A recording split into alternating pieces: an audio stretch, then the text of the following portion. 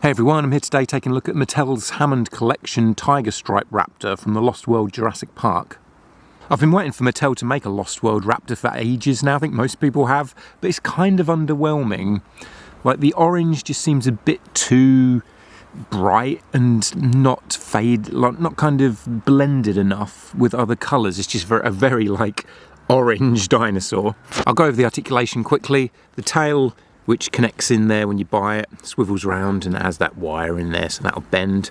You've got articulation at the hip there that goes out to the sides a bit, then at the knee and at the ankle there. There's none at that kind of middle ankle point, just at that ankle there and the knee. It goes forward and backwards and swivels around, that's all fine.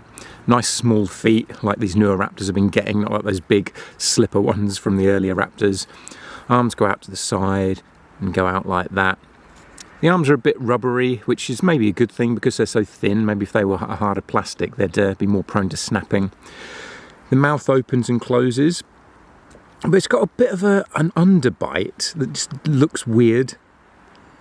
It just doesn't look particularly good. Like, that lower jaw looks too long. I guess the jaw needed to be back a bit more, but it's not a great look.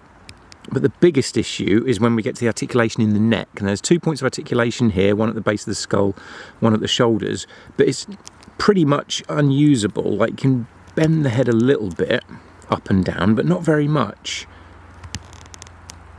Like, it swivels to the side okay and everything, but it's the up and down motion. There's barely any there.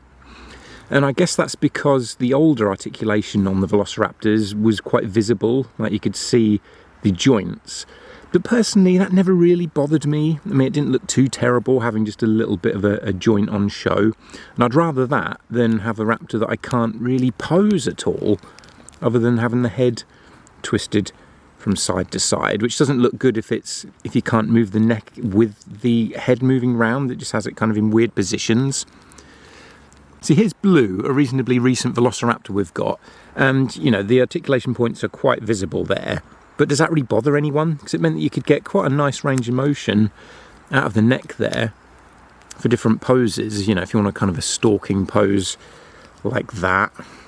And even when you're having the head looking round behind, it helps if the neck bends as well. I don't know, it doesn't look quite as odd.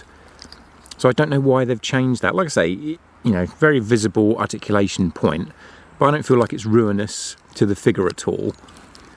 Like, there's no point having the articulation if you can't use it. You know, they've made the articulation so that you can't see the joint. But, I mean, at that point, you might as well just make it a statue. Because the articulation's useless, even though I can't see it, which I guess looks a bit nicer. But, yeah, I'm really not keen on this. The neck articulation's useless. And for a comparison, here's the Tiger Stripe Raptor with the velociraptors from the first movie and the third movie in their Hammond Collection forms, and those Jurassic Park and Jurassic Park 3 Raptors are the ones with the massive feet. So the Tiger Stripe one is an improvement in that respect, and it has the glass eye, which those original Raptors didn't. Like, those first Raptors we got in the Hammond Collection really need an update now, because those feet look absolutely terrible. And here's Blue from Jurassic World thrown in. And she's probably the best velociraptor we've had so far. She's got the smaller feet, really nice articulation in the neck, the glass eye. Seem to have gone backwards now with this Tiger Stripe one. And here's the Rebirth Velociraptor, which we haven't had in the Hammond Collection yet. I'm hoping that next year maybe we'll get that one, because it's a really nice Velociraptor design.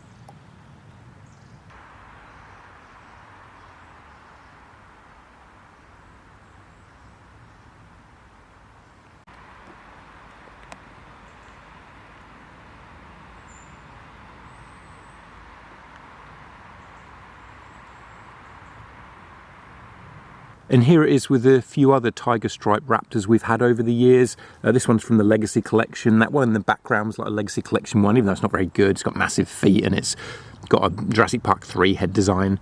And then this one here, which I don't think was technically a Tiger Stripe Raptor, but I always thought it was basically one. It might have been, I can't remember now, but it's the one with that slashing action at the front, which is actually my favourite. I do really like this Velociraptor design that we've had from Mattel. They just never looked this orange in the film. To me, they always looked more that kind of orange, like not quite as deep as the ones that we've got in the Legacy and Hammond collection. So thanks for joining me for this look at the Hammond Collection Tiger Stripe Raptor. Kind of a disappointment. It's just something a bit off about it with articulation. The paint job just looks a bit too garish. Doesn't really work for me. And that underbite on the jaw. I don't know why Mattel have gone this way with the neck articulation and really gone backwards with it. It's kind of frustrating. But at least we have a Tiger Stripe Raptor now. And it's been a long time coming.